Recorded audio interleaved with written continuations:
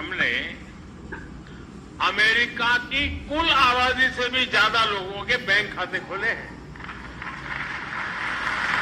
माझा एक प्रश्न आहे मोदी साहेब, की तुम्ही जे अकाउंट उघडले आहेत त्या अकाउंटचा फायदा काय? त्या शेतकऱ्यांना जर त्या अकाउंट उघडून जर त्यातून पैसेच पडत नसतील तर त्याचा त्यांना फायदा काय?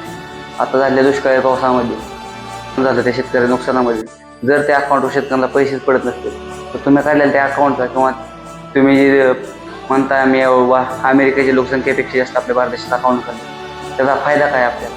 ते आपल्या शेतकऱ्याला त्याचा फायदा तर झाला पाहिजे ना.